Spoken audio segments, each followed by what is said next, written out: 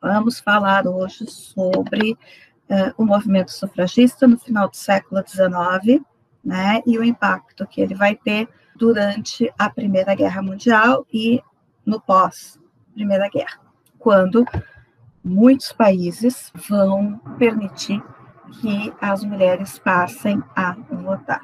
Então, para a gente fazer uma retrospectiva de como é que o movimento sufragista surge, é preciso que vocês eliminem a ideia de que essas reivindicações são uma coisa oriunda do século XIX.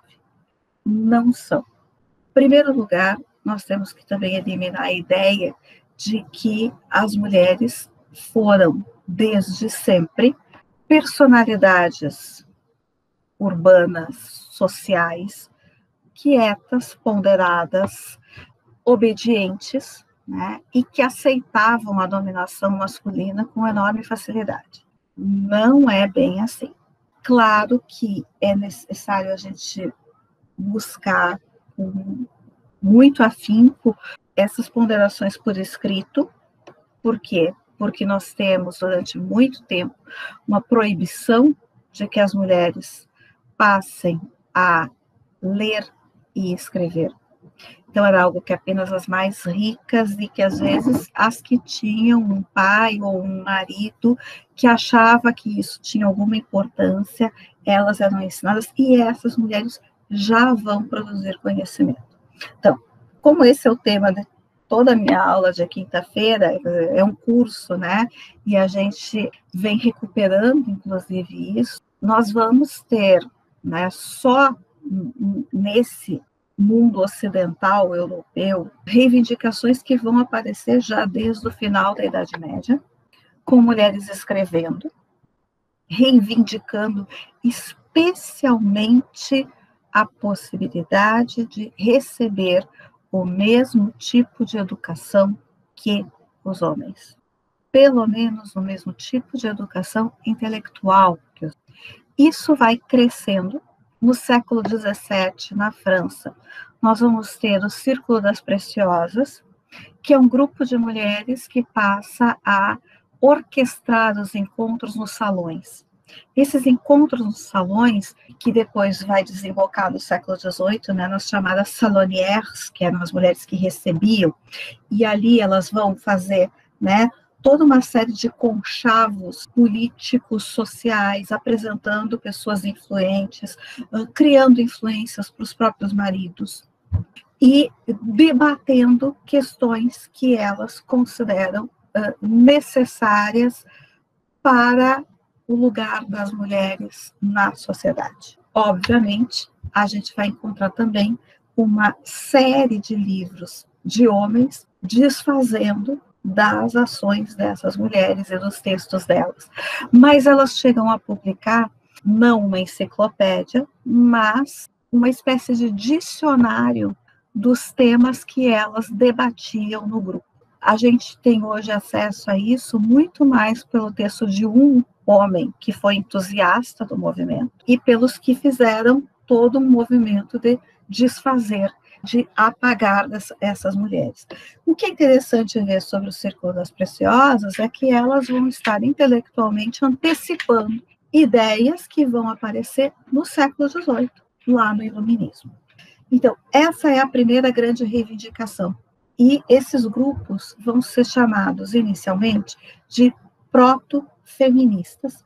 Por quê? Porque eles não reconhecem esse termo é um termo do início do século XX. Mas eles já se organizam e tentam se orquestrar em prol dos direitos das mulheres. Isso vai se tornar tão forte no século XVIII que muitos autores e autoras vão considerar que o sufragismo vai iniciar no final do século XVIII e não no final do século XIX. Explico por quê. Porque no final do século XVIII, justamente os princípios iluministas vão fazer com que algumas pensadoras passem a organizar as ideias iluministas e reivindicar o que eu tenho costumado chamar de um humanismo radical. O que seria esse humanismo radical? Seria a ideia de que a humanidade precede o gênero e que, portanto, se o ser humano é racional, homens e mulheres o são. Se o ser humano é intelectualmente moldado e se o que molda a desigualdade entre as pessoas é o descompasso intelectual, nós precisamos de uma educação igual para que esse descompasso desapareça. Ora, no momento em que essas mulheres expressam isso, fica muito claro que, quando os iluministas falam homens, eles não estão se referindo ao gênero humano. Eles estão se referindo aos homens mesmo, e não aos homens e mulheres. E essas mulheres escancaram isso. Um dos principais teóricos do iluminismo é o Rousseau, que hoje ele é lido, né, e estudado ainda dentro das faculdades de educação, como o pai dos modelos educacionais. O interessante é que, e eu já dei aula dentro do centro de educação, eu já dei aula para pedagogia, o interessante é que o pessoal da educação lê o Rousseau como se a parte que ele escreve sobre a educação dos homens fosse uma educação genérica. E ele não escreve, porque ele escreve a educação dos homens e ele escreve a educação das mulheres. E a educação das mulheres é diferente da educação dos homens. As mulheres, de acordo com as palavras do Rousseau, servem, vou repetir a palavra, servem para amenizar a vida dos homens, torná-la agradável, torná-la suave. As mulheres, portanto, são enfeite, tá? Isso Rousseau está falando no final do século XVIII. Ninguém falou nada contra isso? Claro que sim. Só que, como normalmente foi ao longo de toda a nossa história, as mulheres foram caladas, amordaçadas. E aquilo que elas escreveram e aquilo que elas disseram, igualmente desapareceu. Né? E hoje nós temos todo um movimento de resgate dessas palavras e eu tenho uma campanha para que o Rousseau seja abolido das faculdades de educação, mas, né, é uma campanha de uma mulher só por enquanto, então, mas eu vou falar mal dele o quanto eu puder. Eu estou falando intelectualmente, tá? Mas a gente não pode esquecer que as mulheres também nunca estiveram ausentes do mundo público e das reivindicações sociais. Acontece que mesmo os pensadores que estudaram os movimentos populares entenderam as reivindicações das mulheres como reivindicações menores. Elas foram igualmente rebaixadas nesse processo, mesmo que tenha sido o movimento delas que tenha levado a revoltas que desencadearam revoluções, como a própria Revolução Francesa. Mas todos os movimentos, e as mulheres eram líderes dos chamadas lutas pelos alimentos, ou seja, toda vez que havia uma alta de preços muito grandes, as mulheres se arvoravam e colocavam sobre si mesmas o direito de irem às ruas e fazerem tudo que fosse revoltas, queimação, pegar suas facas de cortar peixe no mercado, ir para cima dos soldados, e isso era considerado quase como algo permitido. Por quê? Porque quando as mulheres reivindicavam alimentos, elas estavam reivindicando isso em nome dos filhos, tá? Mas veja bem, quando se começa a estudar os movimentos sociais, a não ser que você veja operários homens nesse meio, os próprios teóricos dos movimentos populares vão desfazer dos movimentos liderados pelas mulheres. Ora, até pouco tempo, teve um famoso historiador francês que chegou a comentar o seguinte, que o fato de eu saber que as mulheres participaram das revoltas da Revolução Francesa não muda o meu entendimento da Revolução Francesa. Claro que não. Não muda porque ele é um homem. Agora, se você é uma mulher ou um historiador que pensa em termos de igualdade social, muda completamente a história da Revolução Francesa, você saber que as mulheres participaram do movimento das revoltas, lideraram, pegaram em armas, fizeram piquetes. Por que muda totalmente?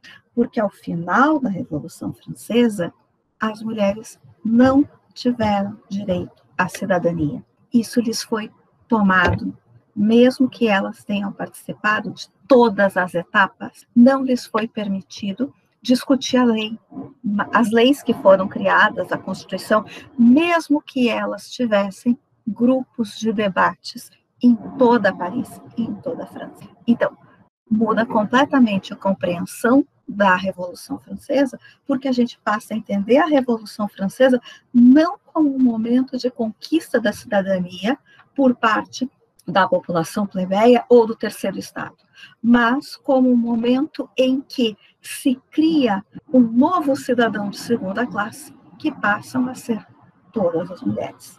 E isso vai estruturar a história do século XIX e o próprio movimento sufragista. Por isso, muitos autores acham que é nesse momento, autores e autoras, acham que é nesse momento que o movimento sufragista nasce. Por quê?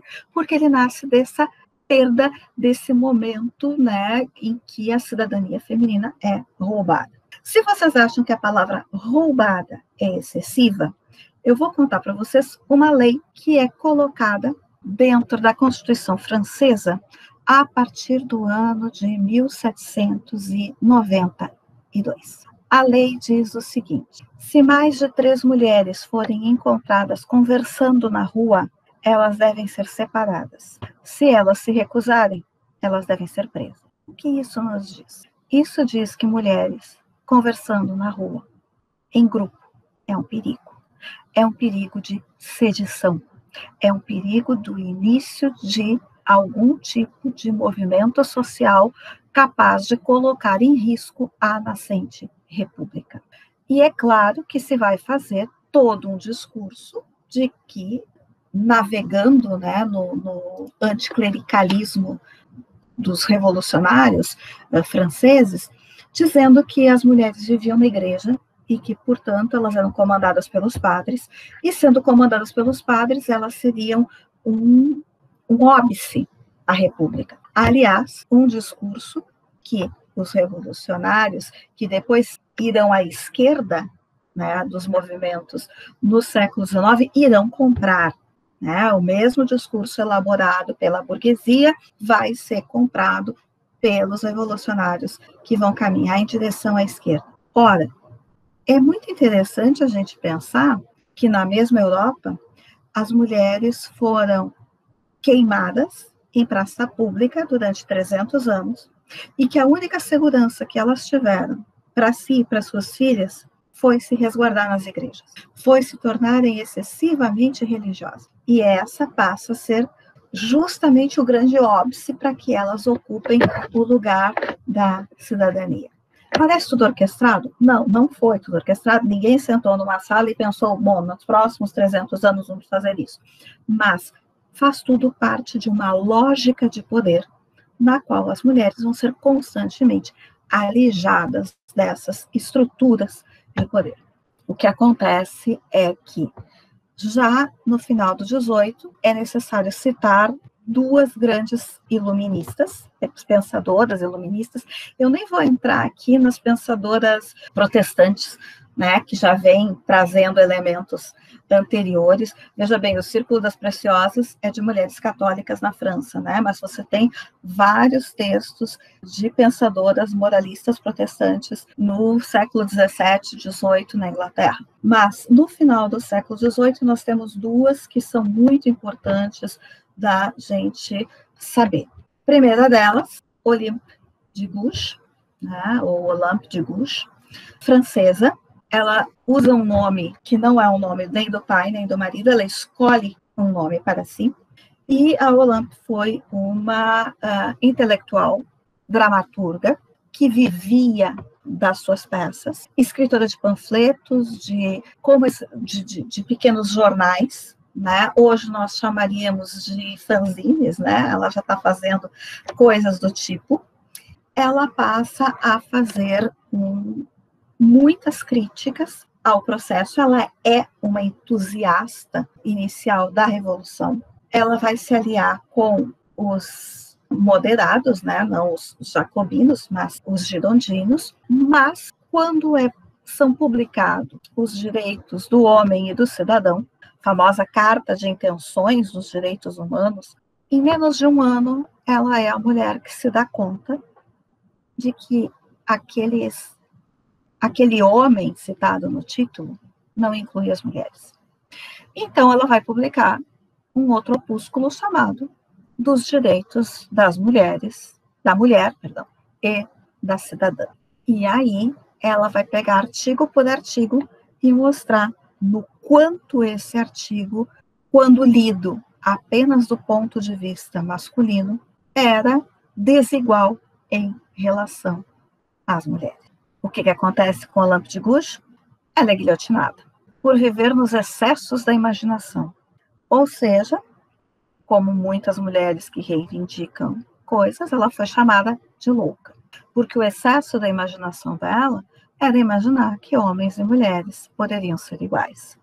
A frase mais famosa dela é que se uma mulher podia subir ao cadafalso e ser guilhotinada, ela também deveria poder subir à tribuna para defender a si mesma e as suas ideias. Mais ou menos na mesma época, nós temos a outra grande pensadora iluminista, hoje considerada uma das mães do feminismo formal, que é a Mary Wollstonecraft, inglesa, professora, saída de um lar de um pai abusivo. Ela começou a trabalhar como preceptora, né? Ela vem de uma classe média, razoavelmente educada. Depois, quando a mãe adoece, ela volta para casa para cuidar da mãe, e ela e a irmã formam uma escola, e depois ela sai, por ela ter muita vontade, né, de ver outros lugares e entender outras culturas, ela resolve viajar pelo continente. E aí ela vai escrever uma série de diários de viagem.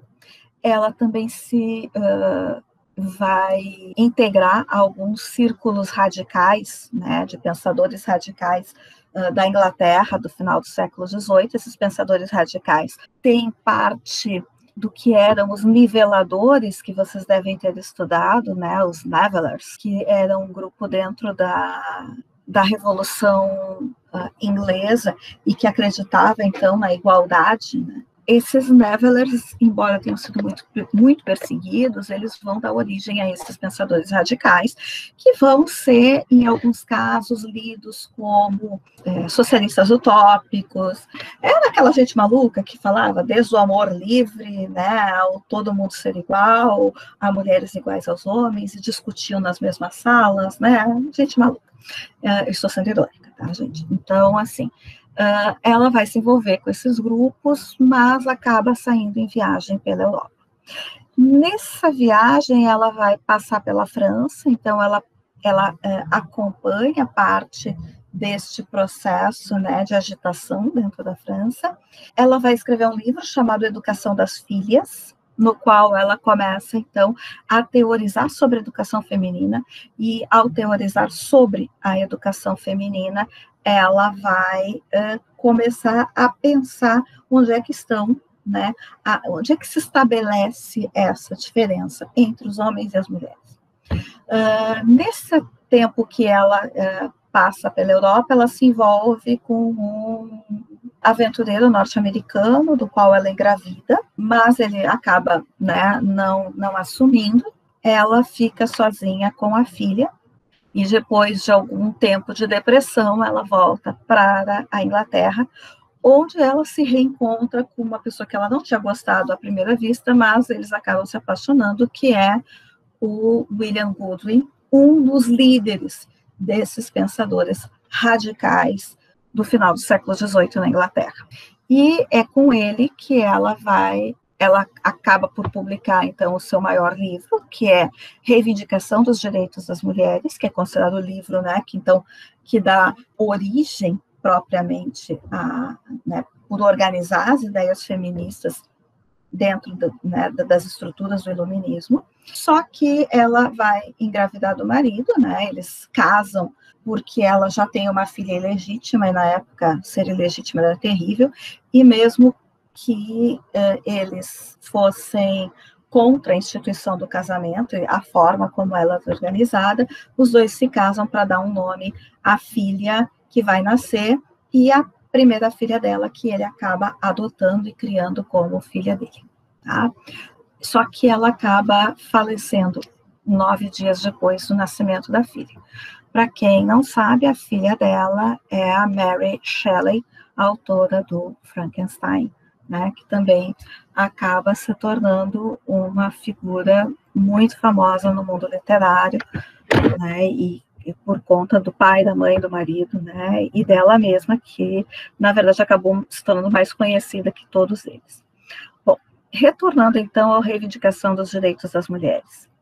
É um livro sensacional, mas que, para a época, ele já mostra algumas das dificuldades de ser compreendido.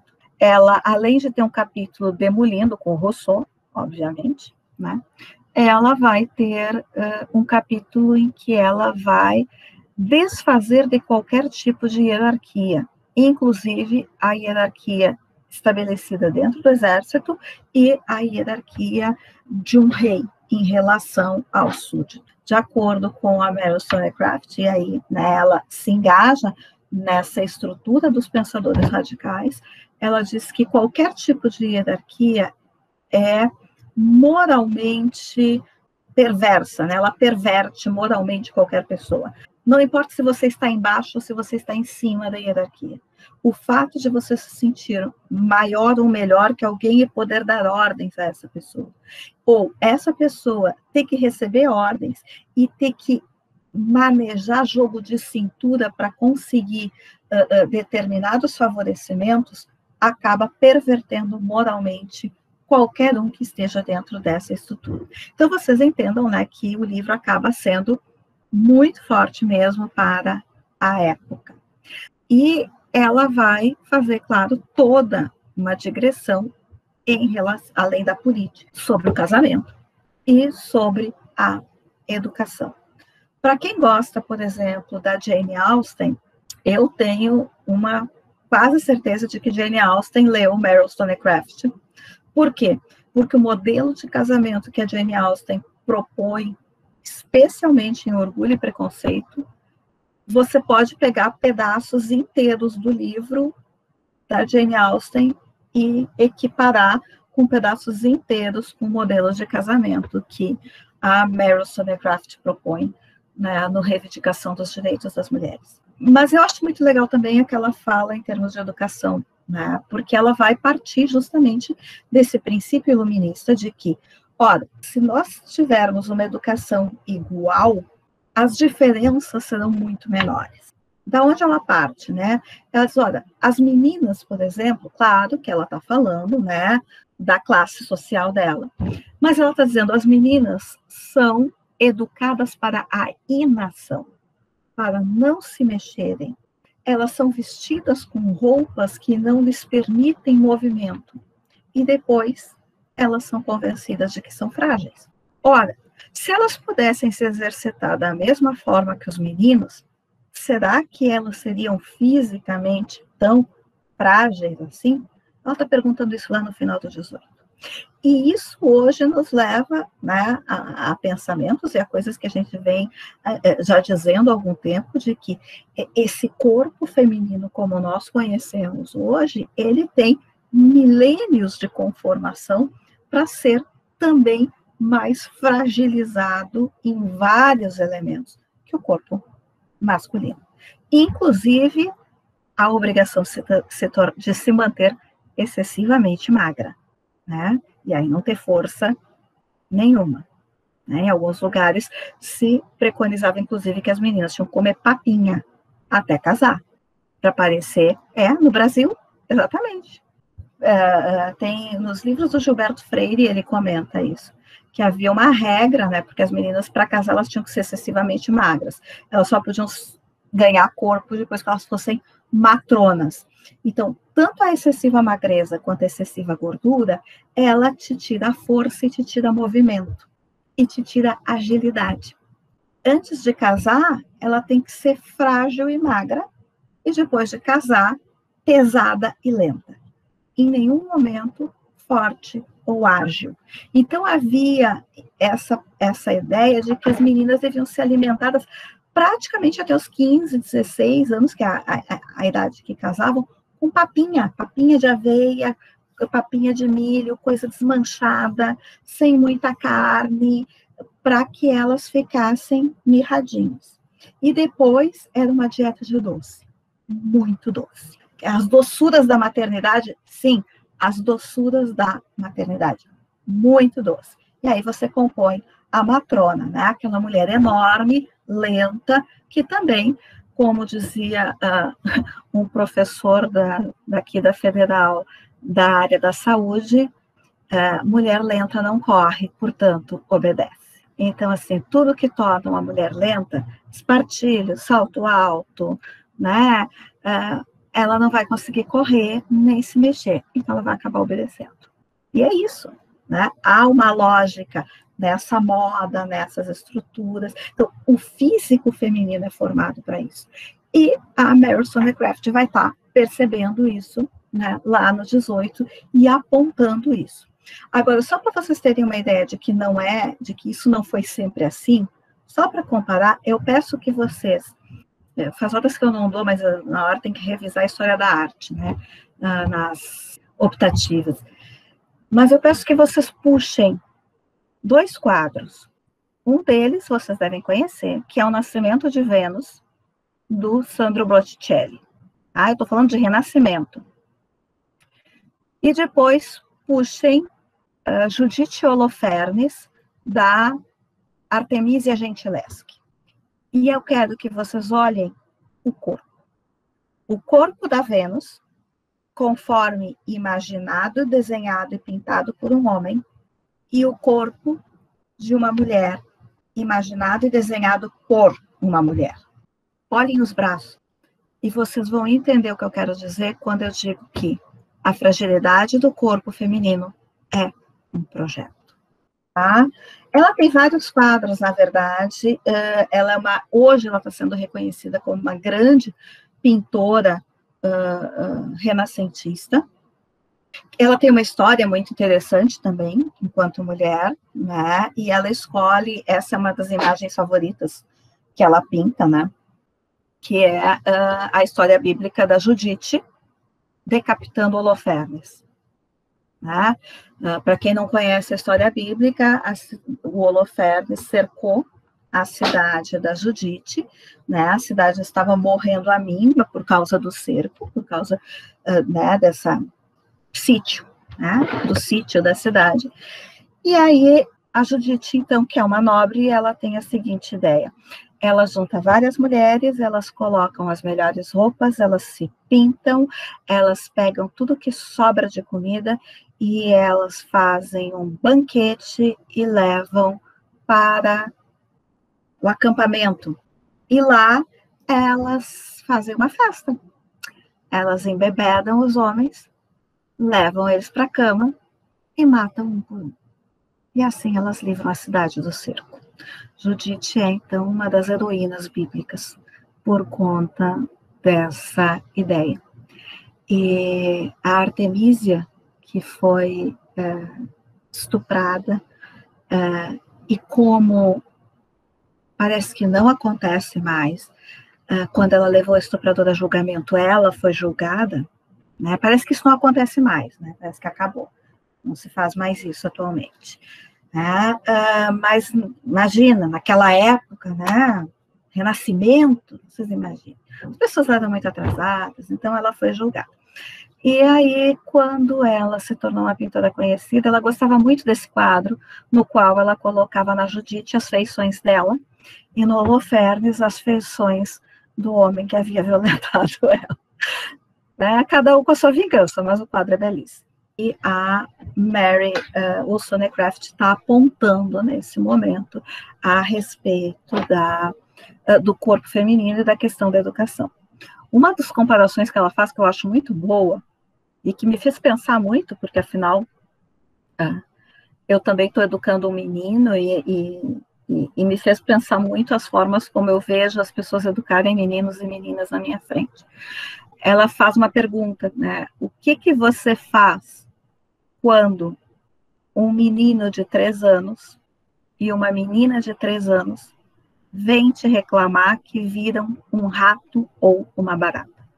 Normalmente, se é uma barata e é um menino, a gente olha para ele e diz, vai lá e mata.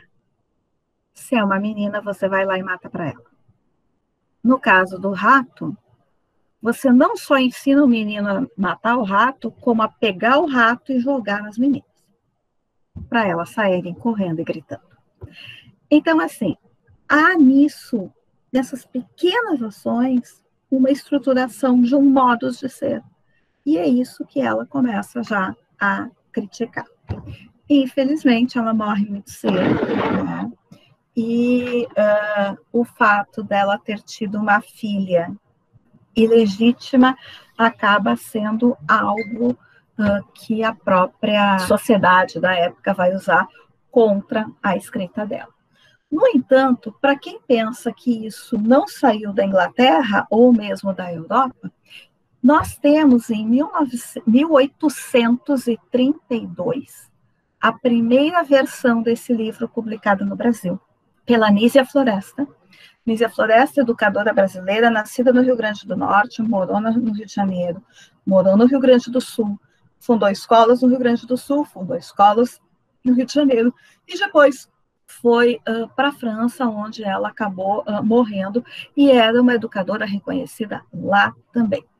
Nízia Floresta vai escrever uma versão, é diferente de uma tradução, mas ela vai estar em contato com textos publicados na Europa no período, né, do final do 18, início do 19, e absolutamente conectada com o pensamento iluminista, com o pensamento do racionalismo iluminista, e ela vai adaptar essas ideias à realidade brasileira, né, de mocinhas e matronas que se tinha no Brasil do início do século XIX.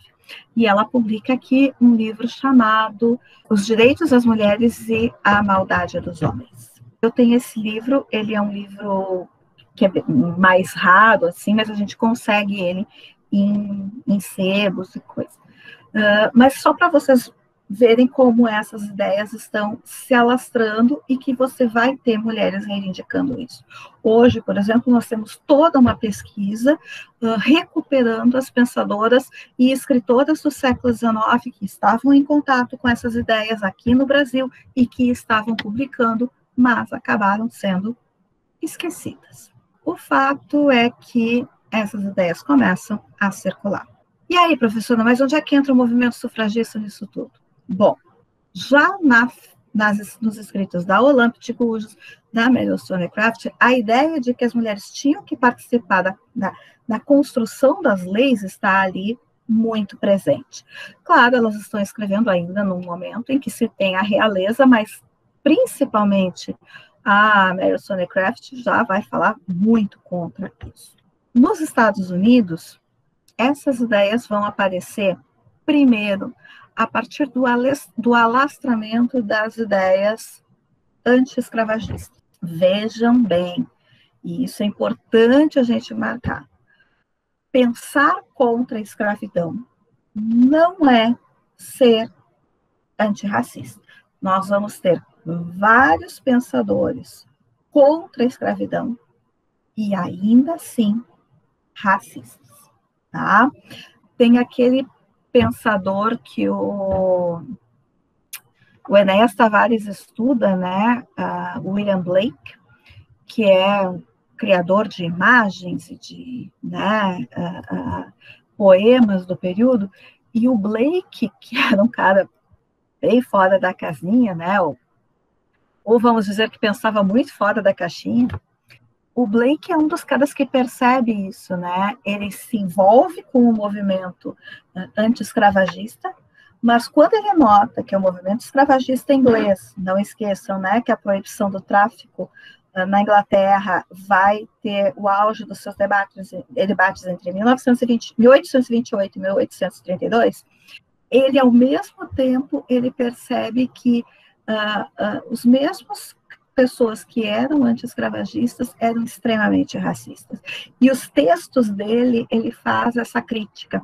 A crítica que diz que a aceitação das pessoas negras se dá apenas no momento em que elas passem a se comportar e a se submeter a uma hierarquia não dita, né, das pessoas brancas, coisa a qual ele se nega, né, ele é contra. Então ele tem vários livros criticando isso, né, e mostrando essa diferença entre o anti-escravagismo e o antirracismo. De qualquer forma, nos Estados Unidos, por conta, né, daquela separação entre o norte e o sul, e o fato, né, do norte ir em direção à libertação das pessoas negras escravizadas, as mulheres se engajam com muita força nesse processo anti-escravagista. Tá? É claro que elas são, em sua maioria, mulheres urbanas, né, em oposição às mulheres de um mundo mais rural, que é o mundo do sul. O fato é que em 1845 se faz uma convenção mundial anti-escravidão na Inglaterra, e os Estados Unidos mandam uma delegação mista de homens e mulheres. Só que chegando lá, as mulheres são proibidas de falar. Elas são proibidas de se manifestarem como delegadas. Alguns homens vão tomar as dores delas e vão para as galerias junto com elas, né, ficarem apenas assistindo, mas uma parte dos delegados diz, bom, nós já viemos até aqui, a gente vai ter que falar, então acabam participando. Só que as mulheres que foram voltam, obviamente, pela vida. E 3 anos depois, elas vão fazer uma convenção na cidade de Seneca Falls, na qual é considerado um dos marcos do nascimento do movimento feminista. E, a partir dali, elas tiram, então, uma tomada de decisão para o que elas acreditam ser, né, um movimento. E uma dessas decisões é de que elas lutariam pelo voto e pela possibilidade de elegerem representantes e poderem, assim, influenciar nas leis. A Convenção de Seneca Falls ainda vai ter muita preocupação em não ser uma convenção antifeminina, e dali a gente vai perceber 2 direções do movimento feminista. Uma delas eu costumo chamar de feminismo materno, que é aquele feminismo que parte do princípio de que as mulheres, sendo mães, elas têm que guardar e serem responsáveis pela educação, moralidade, segurança e saúde das crianças. Portanto, essas mulheres passam a ter uma influência nas reivindicações que elas fazem aos governos, justamente porque elas são consideradas as mais aptas a pensarem, né, no futuro, nas próximas gerações, das quais elas são as mães. Não é à toa que esse movimento depois vai ser aquele que vai pautar o estado de bem-estar pós-Segunda Guerra Mundial. As reivindicações que essa parcela do feminismo começa lá em 1848 vão ser as que vão ser levadas a cabo lá, né, na década de 50, na construção do estado de bem-estar social. Outra linha é justamente a linha desse feminismo cidadão que quer votar, formar leis e ser votada, participar, né, da vida pública. A gente tem toda uma discussão sobre público e privado, mas se eu entrar nela aqui é outro curso, tá, gente? Aí nós já dei 1 hora de aula e ainda nem cheguei perto do que eu tinha que chegar. Então, eu vou ter que cortar, assim. Mas só para vocês saberem que essa é uma divisão artificial. Ela vai ganhar força no pós-Revolução Francesa. E a ideia é a seguinte. Se você tem uma lei pública que diz que todos são iguais, o mundo privado, não pode ser regido por essa mesma lei. o mundo privado não pode ter essa igualdade. Porque se tivesse a igualdade, o pai perde o poder. Então, nós passamos a ter 2 níveis de legislação. Uma legislação da porta para fora, que é igualitária, e uma legislação da porta para dentro, que não é igualitária. E a que mundo devem pertencer as mulheres? Ao mundo privado, ao mundo hierárquico.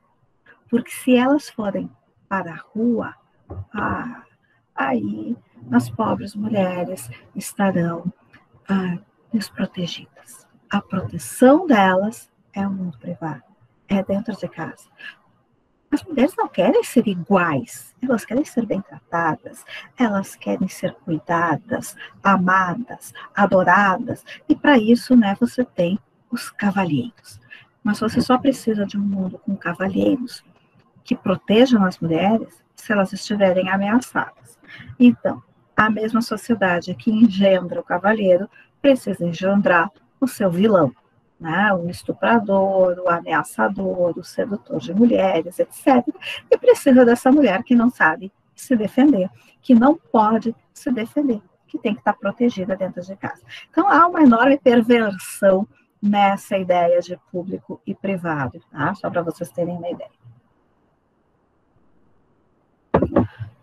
Sempre lembrando, né, que são ideias setorializadas, né, ligadas a determinadas classes sociais, e para isso a gente também tem que lembrar do discurso fundador do feminismo negro, que é o da Sojourner Truth, que é uma mulher negra que se tornou oradora, né, em vários desses congressos, no qual ela levanta justamente essa questão, né, de que essa ideia paternalista de defender as mulheres, de lhes dar o melhor lugar, etc., era uma ideia para as mulheres brancas, não para as mulheres negras, e ela pergunta, mas eu pari, eu tive 11 filhos e todos eles, a maioria deles foi vendido e eu não sou uma mulher, e ela vai trazendo, né, todas as dificuldades de ser uma mulher negra escravizada do povo, né,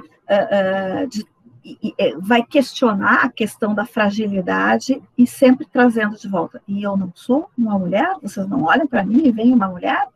Né? Então, assim, há um modelo de mulher, e esse modelo de mulher não cabe para todas as mulheres, mas todas elas têm que se submeter a essa estrutura. Então, já nesse momento, a gente vai ter, né, o surgimento do feminismo negro, que depois também vai denunciar os racismos do feminismo branco, especialmente do feminismo branco norte-americano. Bom, o que acontece é que se começa, então, um trabalho de formiguinha para conquistar o voto. Esse trabalho de formiguinha, nos Estados Unidos, ele vai ser de conquistar, já que é uma federação, né, estado, a partir da segunda metade do século XIX, para conquistar o voto para as mulheres. E isso vai ser feito, né, das formas mais femininas possíveis. Ou seja, com quermesses, com chás, logo depois elas vão fazer as paradas, mas aí já num outro momento, que elas vão ser menos mal vistas por saírem à rua, etc. Só que chega um momento, no final do século XIX, em que o movimento sufragista tem uma mudança. Essa mudança vai vir a partir das ideias de um grupo de mulheres lideradas pela Emmeline Pankhurst.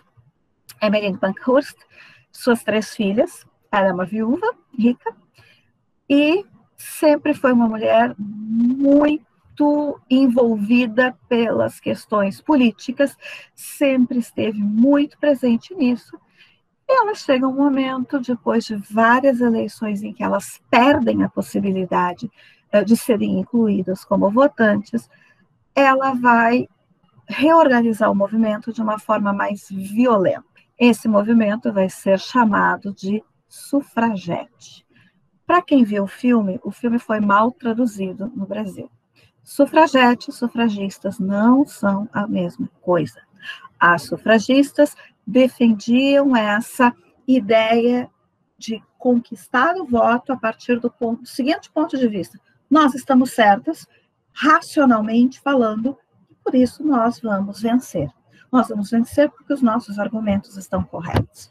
Emmeline Pankhurst e as sufragetes dizem: chega de conversa, vamos partir para a ação, porque eles não vão se dobrar a argumentos racionais. E a partir daí, elas vão fazer o pequeno terrorismo. Por que é chamado pequeno terrorismo? Porque elas têm muito cuidado. Cuidado em não ferir ninguém, não matar ninguém, mas passam a agir de forma substantiva em relação a lugares, atingindo no bolso, né? Onde elas sabiam que, né, mexendo com bens materiais, as pessoas, então elas passam, por exemplo, a botar fogo em caixas de correio, né, a tirar pedras em vitrines, mas de alguma forma fazer com que isso chamasse a atenção das pessoas no momento em que elas se sentem incomodadas por aquele movimento. A Emmeline vai ser presa várias vezes, tanto ela quanto as filhas, e a tal ponto que ela passa a ser perseguida e que ela tem que andar sempre camuflada dentro da cidade. Uma coisa que o filme não mostra é que mas que no Enola Holmes, se alguém assistiu, mostra, né, das líderes do grupo da Emmeline, era uma lutadora de jiu-jitsu. Ela e o marido, ela havia aprendido com o marido e os dois se tornaram professores, né? Ele era professor de jiu-jitsu, e ela passou, então, a ensinar jiu-jitsu para algumas das mulheres, e elas acabam formando a guarda da Emmeline Pankhurst até uma famosa luta campal em que 45 sufragetes põem a correr 50 guardas da polícia inglesa, né, na base do jiu-jitsu. Então, o que acontece é que as sufragetes passam, né, a movimentar de forma mais violenta as opiniões da sociedade. Elas também vão fazer escola para os norte-americanos, né, a Alice Burns, sufragistas jovens que vão para a Inglaterra, norte-americanas, elas vão para a Inglaterra, aprendem os métodos das sufragetes e trazem para os Estados Unidos. Serão as sufragetes que vão passar pela situação de serem presas. Quando elas são presas, em geral, os juízes e os guardas querem que elas sejam entendidas como prisioneiras comuns. O que elas se recusam? Elas se recusam a pagar as fianças baixas e exigem serem tratadas como presas políticas. Por conta disso, elas passam a usar de uma tática muito comum entre os presos políticos, que é a tática de fazer greves de fome. O problema é que se uma dessas mulheres morresse dentro das cadeias por greve de fome, a coisa ficaria ainda mais complicada. E aí a ordem é que elas sejam, então, alimentadas à força, o que vai acontecer tanto nos Estados Unidos quanto na Europa. E a forma, então, era pegar comida, né, desmanchada, dissolvida, e enfiar um cano via traqueia ou pelo nariz e jogar a comida para dentro. Então, é uma outra forma de violência em relação a essas mulheres, e algumas ficaram com sequelas bem fortes por conta disso. Duas coisas vão ser marcantes no movimento sufragete. A primeira delas vai ser a morte da Emily Davison, que era uma, né, das jovens sufragetes inglesas, e que toma, então, a atitude de se colocar em frente ao cavalo do rei, no Derby, que era, então, né, uma corrida famosa, em que ia estar toda elite, que o próprio rei da Inglaterra estaria, e ela acaba morrendo ao ser pisoteada pelos cavalos. É muito interessante porque essa é uma imagem que foi filmada, e a Emily sabia que ia ser filmada. Se ela sabia que ia morrer, não sei, mas ela assumiu isso e ela assumiu isso porque ela sabia que aquilo seria filmado e que aquilo seria fotografado e que aquela história correria o mundo. E ela disse que, se essa era uma forma de chamar a atenção, ela assumiria a morte dela como parte dessa bandeira. O que é muito interessante é que a maioria das pessoas, e eu estou me incluindo, quando viu essa história, parte rapidamente para o princípio de que Emily Davidson era louca, né? Ou que ela fez uma loucura. Agora, na mesma época, nós temos uma série de homens revolucionários que assumem a morte como uma possibilidade na defesa das suas ideias, mas eles não são chamados de loucos. Eles são chamados de revolucionários e de heróis. Então, os dois pesos e duas medidas continuam sempre, inclusive nesse caso, e inclusive a partir do ponto de vista de outras mulheres que acham, então, que as demandas das mulheres não seriam suficientes, né, para serem entendidas para serem estendidas com essa bandeira, né? Eu morro pelas minhas ideias. Para os homens isso pode, para as mulheres não.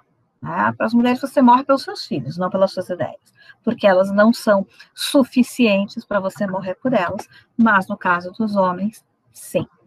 Eu não estou dizendo que tenham certo e errado, vocês podem me dizer que os homens também eram loucos, tá? Não é o caso.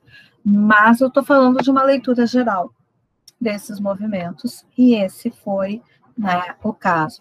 E o fato é que a morte da Emily Davidson chama para o mundo inteiro prestar atenção no fato de que as inglesas não iam arredar pé da sua ideia de votar. O segundo fato é que isso foi em 1913, e em 1914 estoura a Primeira Guerra Mundial. E aí nós vamos entender agora a Primeira Guerra Mundial e o que ela mexe com a cabeça das pessoas, a ponto de que, mesmo na Inglaterra, mesmo nos Estados Unidos, as mulheres abandonam a luta sufragista e se envolvem na guerra, que é o nosso assunto da próxima aula.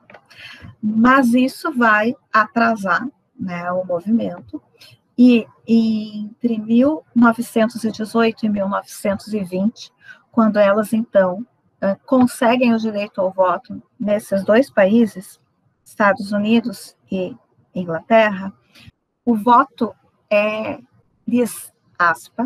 conferido com a seguinte fala: nós vamos deixar as mulheres votarem porque elas foram muito, muito úteis na Primeira Guerra Mundial. E isso apaga tudo que veio antes. Né? Então, recuperar essa história é uma coisa muito importante, porque nada, em termos de movimentos sociais, independente se você é operário, mulher, negro, é dado. Tudo é conquistado e tem muita gente que morre e apanha para que a gente tenha os direitos que nós temos hoje. Nós, professores de história, somos a memória do mundo. Somos as células que fazem a memória do mundo andar e que fazem as pessoas não esquecerem. Cada microdireito que a gente tem foi conquistado. Nada foi dado. Nada veio de graça. Nada veio de mão beijada. E a gente tem que lembrar disso. Então, quando as pessoas dizem, mas vocês já votam, mas votar, eu não quero votar, teve gente que morreu por isso. E a gente faz parte do nosso papel honrar, né, essas lutas que nos antecederam, que garantem os direitos que nós temos hoje. No caso das mulheres, inclusive, o nosso direito a ler, escrever, frequentar a escola, estar na universidade, ser professora universitária, né, todos esses direitos, teve gente que apanhou bastante para a gente chegar neles, né, e chegar a ser reconhecido a partir deles. Então, a gente tem que recuperar e também mostrar aonde estão esses discursos que tapam essas lutas, que tapam esses processos.